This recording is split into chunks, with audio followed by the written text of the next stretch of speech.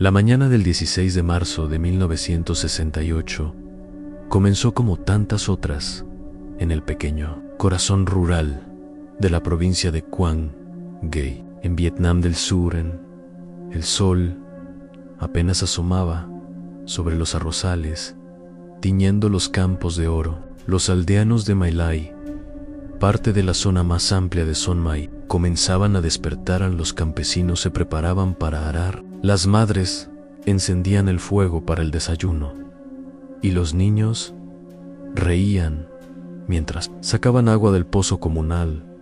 Nadie en la aldea sabía que esa mañana sería la última que verían al mediodía. Sus hogares serían humo y cenizas, sus campos cubiertos de sangre. My Lai dejaría de existir, no como un lugar habitado, sino como una herida en la historia. La guerra antes de la guerra en 1968. La guerra de Vietnam era un torbellino de confusión y desesperación. Lo que había comenzado como una lucha ideológica se había convertido en una pesadilla de guerra, de guerrillas, mentiras políticas y moral destrozada para los soldados estadounidenses, muchos de ellos recién salidos de la escuela secundaria. Vietnam era un laberinto de miedo y frustración. Les decían que luchaban por la libertad, pero el enemigo era invisible. La jungla implacable y la distinción entre civil y combatiente se había desdibujado por completo. Las trampas explosivas, las emboscadas y las minas terrestres se habían llevado a sus amigos en las semanas anteriores. En la compañía C del 1 Her Batallón 20 Regimiento de Infantería, la muerte se había convertido en una compañera. Los hombres del grupo de combate Barker, con los nervios a flor de piel y la moral por los suelos, estaban a punto de ser enviados contra un objetivo que apenas comprendían. Lo llamaban Pinkfield. Para el mando estadounidense era solo otra zona roja, otro punto en el mapa marcado para la pacificación. La inteligencia afirmaba que allí se escondían guerrilleros del Viet Cong. Los informes decían que los aldeanos les proporcionaban comida, refugio e información. Lo que nadie se cuestionaba era cómo la inteligencia podía justificar la matanza de toda una aldea.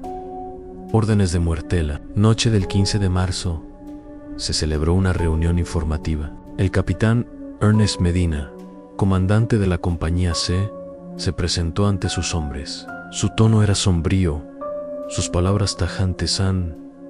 Les dijo que atacarían My Lai al amanecer. La zona, dijo, estaba plagada de guerrilleros del Viet Cong. Cualquiera que se encontrara dentro después de las 7 Alto M sería considerado un combatiente enemigo. Era un mensaje sencillo, demasiado sencillo. Algunos soldados, inquietos, preguntaron qué hacer con las mujeres y los niños. Un testimonio posterior afirmó que Medina respondió: maten a todo lo que respire. Otro afirmó que dijo: ahora todos son del Viet Cong. Acaben con ellos antes de que acaben con ustedes. Quizás nunca se sepa. Sí, Medina pronunció esas palabras exactas, pero lo que sí es seguro es esto. A los hombres de la compañía se entendieron lo que se les pedían para ellos. Esto era venganza por sus camaradas caídos, por el miedo que los había atormentado. A las reglas de la guerra estaban a punto de ser abandonadas. El ataque a las 7:24 de la mañana. Los proyectiles de artillería comenzaron a llover sobre My Lai. El cielo estalló en humo y estruendo. La pacífica aldea se transformó en un caos. Las mujeres gritaban, las gallinas se dispersaban, los ancianos caían al suelo, rezando a dioses que no responderían a nada. Las 7:30, los helicópteros descendieron. El rugido de los rotores rasgaba el aire de la mañana. Los soldados de la compañía se salieron a toda prisa, con los fusiles preparados. Sus botas aplastaban los brotes de arroz bajo sus pies. El plan era simple: arrasar la aldea, matar al Viet Cong, quemar el resto pero no había Vietcong, ni uno solo. En cambio, encontraron civiles desarmados, campesinos, mujeres, ancianos y niños. Algunos ondeaban pañuelos blancos, otros se inclinaban, suplicando. Entonces, comenzó en un solo disparo. Un soldado apuñaló a un aldeano con su bayoneta, y luego otro disparó, y otro más. La línea entre soldado y asesino se desvaneció en segundos. Los aldeanos fueron agrupados, algunos fueron obligados a meterse en zanjas, otros fueron alineados cerca de las chozas. Los soldados abrieron fuego. El aire se llenó de gritos, disparos y el olor acre de paja y carne quemada. Los niños fueron fusilados mientras se aferraban a sus madres. Las mujeres fueron ejecutadas mientras suplicaban clemencia. Algunas fueron agredidas antes de ser asesinadas. En palabras de un superviviente, lo mataron todo, incluso a los animales, las gallinas, los perros. Dispararon al cielo. La zanja de la muerte. En el centro de la masacre se encontraba el teniente William Calley, segundo al mando de Medina, bajo, de mandíbula cuadrada y con apenas 24 años. Calley estaba ansioso por demostrar su valía. Ordenó a sus hombres que reunieran a los civiles cerca de una zanja de irrigación al este del pueblo. Entre 70 y 80 personas, en su mayoría mujeres y niños, fueron obligadas a sentarse o arrodillarse en el barro. Calley gritó. A nadie lo entendió. Entonces dio la orden de disparar a las ametralladoras. Rugieron a los cuerpos. Cayeron a la zanja. Calley recargó y siguió disparando hasta que su rifle se quedó sin munición. Luego pidió más munición. El fotógrafo Ronald Hibbert, adscrito a la compañía, observó con horror cómo se desarrollaba la masacre. Tomó fotos con su cámara personal, imágenes que más tarde revelarían la verdad al mundo. En una fotografía, un grupo de mujeres y niños se acurrucan juntos, con el terror congelado en sus rostros. Minutos después, estaban muertos. Al mediodía, los campos de My Lai estaban en silencio, excepto por el crepitar de las chozas en llamas. Más de 500 civiles yacían muertos. Entre ellos, había 173 niños, 56 bebés y 17 mujeres embarazadas.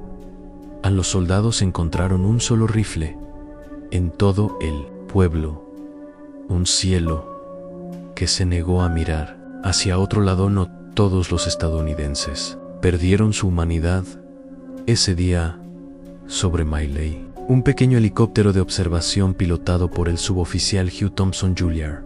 sobrevolaba el pueblo. Thompson y sus dos tripulantes, el especialista Lawrence Colburn y el especialista Glenn Andriata, quedaron horrorizados por lo que vieron abajo. Al principio, Thompson pensó que se trataba del caos de la batalla, pero luego vio algo que le heló la sangre. A un grupo de soldados estadounidenses de pie sobre civiles desarmados, disparando a la zanja.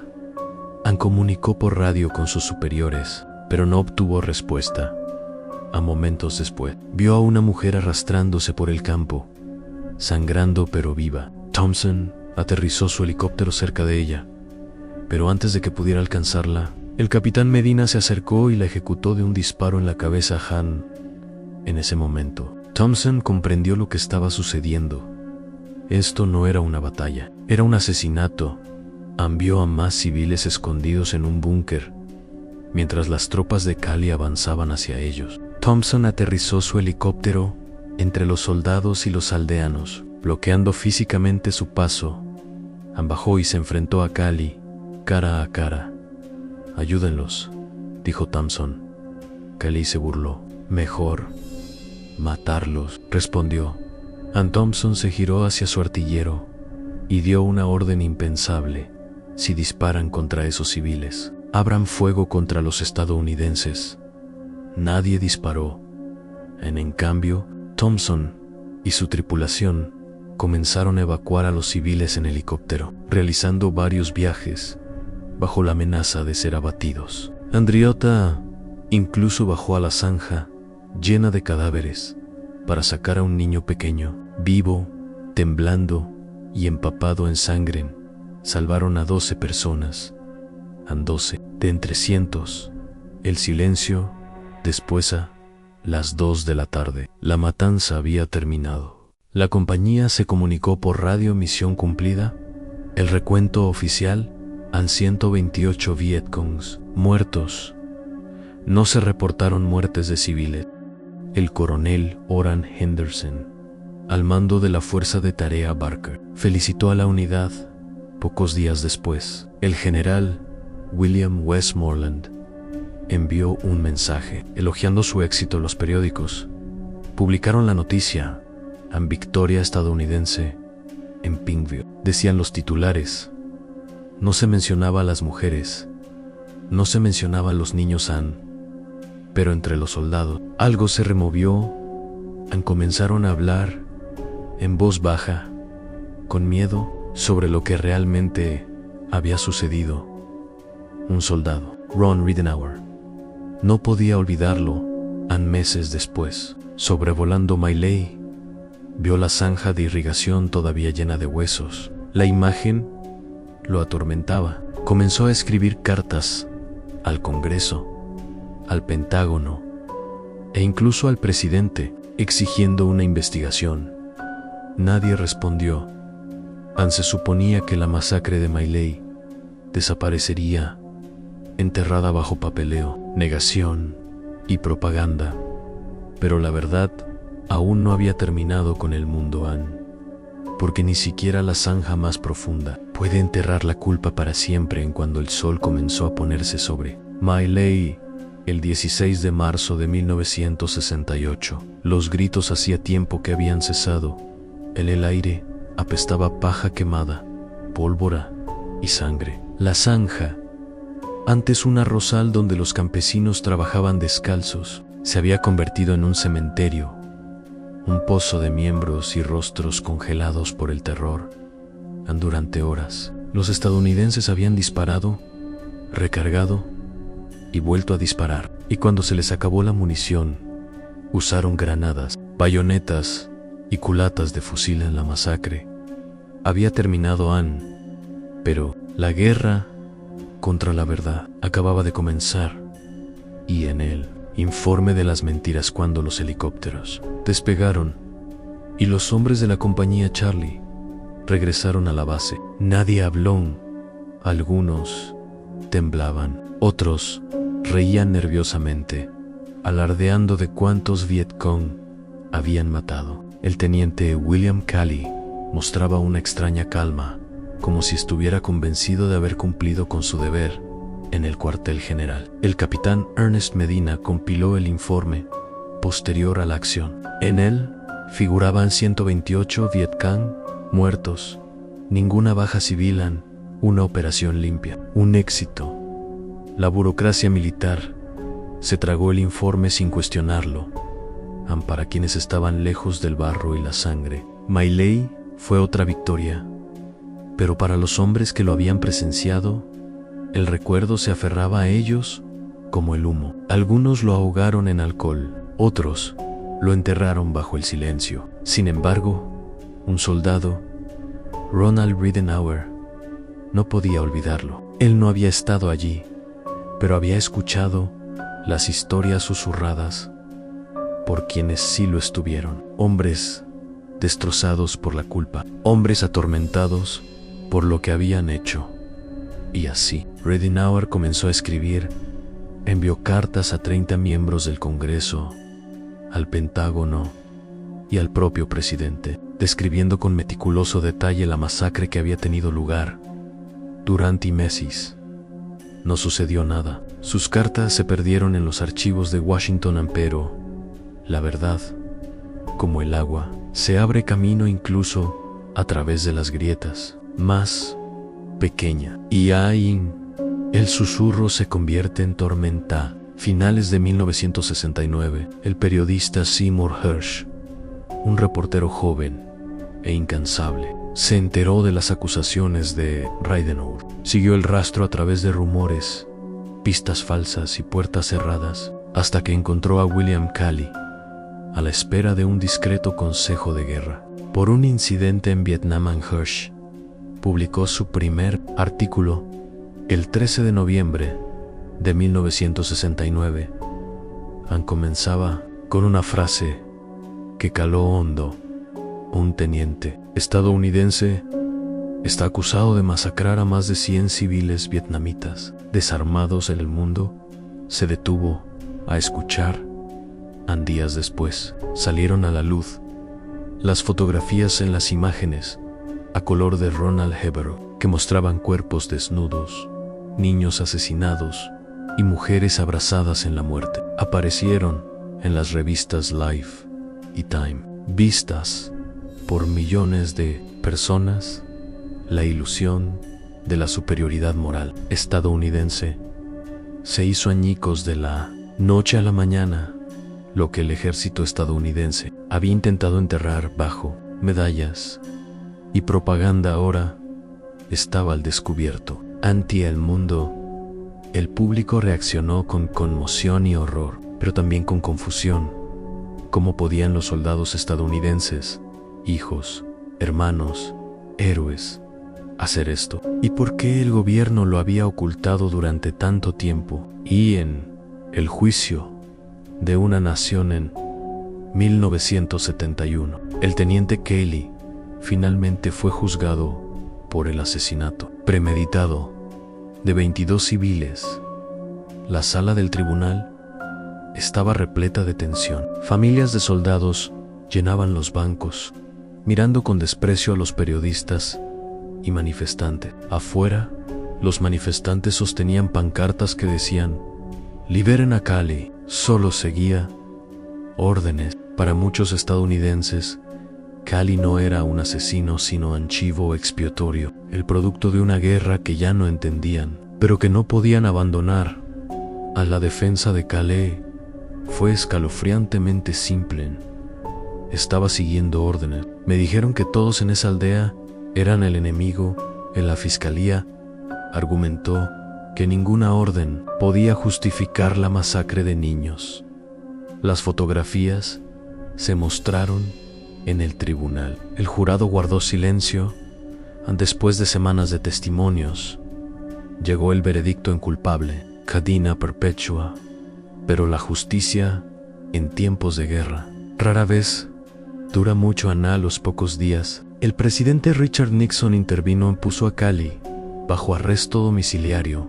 Y, después de 3 años, el hombre responsable de la muerte de más de 500 civiles quedó en libertad. Para las víctimas de My Lai no hubo libertad, no hubo tumbas con nombres, no hubo justicia. Caibían los hombres que alzaron la voz, mientras que a Calley se le trató como a un patriota incomprendido. A Hugh Thompson Jr., Lawrence Colburn y Glenn Andreotta, la tripulación del helicóptero que arriesgó sus vidas para detener la matanza, se les trató como traidores. Thompson aterrizó su helicóptero entre las tropas estadounidenses y los aterrorizados aldeanos, ordenando a su artillero que abriera fuego contra los estadounidenses. Sí, continuaban disparando a los civiles. Salvó una docena de vidas ese día. 12 de 100. Sin embargo, cuando regresó a la base, lo llamaron cobarde. Recibió cartas de ciudadanos enfadados. Recibió amenazas de muerte. El ejército ocultó su informe, tergiversó sus acciones y le otorgó una medalla que convenientemente omitía la verdad. Thompson la tiró. Tuvieron que pasar 30 años antes de que fuera reconocido públicamente por su heroísmo.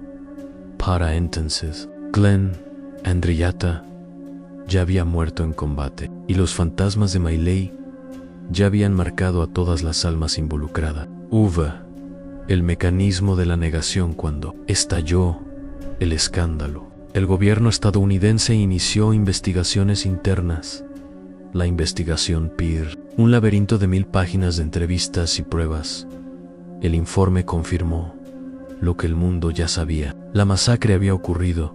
A los comandantes habían mentido se habían destruido documentos, pero cuanto más alto se ascendía en la cadena de mando, menos parecía recordar la gente ningún general, ningún coronel, ningún responsable político se enfrentó a un solo día en los tribunales. El ejército necesitaba chivos expiatorios, no la verdad. Y así fue Cali, joven, arrogante, lo suficientemente insignificante como para ser sacrificado, quien cargó con la culpa del colapso moral de una nación. En palabras de un investigador en Cali, no falló al sistema, el sistema falló a sí mismo. Vio en el silencio de los sobrevivientes en Vietnam. Los sobrevivientes de My Lai reconstruyeron su aldea de las cenizas durante años. Vivieron bajo la sombra del recuerdo. Las madres lloraban a los hijos que habían sido reducidos a meros números. Los ancianos cuidaban tumbas sin cuerpos debajo. Para los vietnamitas, My Lai no fue un hecho aislado, sino uno entre muchos. En las aldeas de la provincia de Songhai se susurraba sobre masacres similares, más pequeñas, pero no menos brutales. Un historiador militar estadounidense admitió más tarde que había un My Lai cada mes, pero solo esta había sido fotografiada, denunciada y vista. En la aldea reconstruida, ahora rebautizada como Son My, se alza un monumento donde antes se abría la zanja en sus muros. Figuran 504 nombres ancianos, a madres, a bebés de pocos días. Los visitantes caminan en silencio, escuchando solo el eco de lo que una vez fue. Los fantasmas de My Lai no hablan, pero siempre están escuchando. Vi y en el eco en el alma estadounidense. La masacre de My Lai cambió la forma en que Estados Unidos se veía a sí mismo antes. La guerra de Vietnam se presentaba como una lucha por la libertad, la democracia y la civilización. Después de My Lai, esas palabras sabían a ceniza. Las universidades estallaron en protesta. Los soldados que regresaban a casa se enfrentaban a preguntas sin respuesta. ¿Fue My Lai una excepción o la verdad misma de la guerra? Algunos estadounidenses se aferraron a la negación. Otros, como Ridenour y Hush, cargaron con el peso de la verdad como un deber para con la historia. Para los soldados que apretaron el gatillo, las pesadillas nunca cesaron. Se despertaban por la noche con el sonido de los llantos. Los rostros de mujeres y niños aparecían en sus sueños. Algunos se ahogaron en el alcohol, otros se confesaron con sacerdotes que no podían ofrecerles perdón. En el teniente Cale, décadas después, finalmente habló en un evento de veteranos. Dijo: no hay un solo día que pase sin que sienta remordimiento. Siento remordimiento por los vietnamitas que fueron asesinados, por sus familias y por los soldados estadounidenses involucrados. Pero sus palabras llegaron demasiado tarde, pronunciadas en un mundo que ya había pasado. Página B. En los fantasmas de la obediencia. La tragedia de My Lai no nació solo del odio, sino de la obediencia de soldados entrenados para ver a los seres humanos como objetivos y las órdenes como absolución. En las selvas de Vietnam, la moralidad se había convertido en una víctima mucho antes de que volaran las balas. En cada orden, cada justificación, despojaba una capa más de conciencia, hasta que no quedaba nada más que el miedo y la necesidad de sobrevivir. En My Lai no fue un fracaso de la disciplina, sino su perfección, un sistema funcionando exactamente como estaba diseñado, donde la empatía era debilidad y la obediencia era virtud. A los historiadores lo llaman ahora el día en que Estados Unidos asesinó su propia inocencia. Hicks en el legado de sangre y memoria y en la aldea de Son My, los niños juegan donde antes cayeron los muertos. Los turistas visitan el museo conmemorativo, leyendo las placas. contemplando las fotos en blanco y negro que aún conmueven el alma afuera. Los arrozales vuelven a brillar de verde, pero bajo esa tierra aún yacen huesos. El gobierno estadounidense ha expresado su pesar, pero nunca ha emitido una disculpa formal. La frase incidente de My Lai todavía aparece en documentos oficiales en fría, aséptica, distante. Sin embargo, cada año, el 16 de marzo, los sobrevivientes y sus descendientes se reúnen para encender incienso y orar por las almas de los fallecidos. No piden venganza, solo recuerdo, y en ese recuerdo reside una advertencia, no solo para Estados Unidos, sino para toda la humanidad que la güera, cuando carece de conciencia, convierte a los hombres en monstruos. La lección de My Lai no está anclada en el pasado, respira en cada conflicto donde las órdenes eclipsan la moralidad, donde a los soldados se les dice que la misericordia es debilidad y donde los inocentes son enterrados bajo el eufemismo de daños colaterales. En epílogo, la zanja que nunca se cerró, la zanja de My Lai, hace tiempo que se rellenó, pero su herida permanece abierta, no atraviesa la tierra, sino la historia, la conciencia de las naciones y la memoria de la humanidad. Cuando aparecieron las fotografías en 1969, una imagen en particular conmovió al mundo. Un niño pequeño, de no más de 5 años, agarrando la mano de su madre, mientras los soldados levantaban sus rifles. Ese momento, congelado en el tiempo, se convirtió en la cuestión moral de una generación. ¿Quiénes somos cuando el uniforme reemplaza al alma? My Lai no terminó con la guerra. Vive en las aulas, en las películas, en la silenciosa culpa que ensombrece los triunfos del imperio.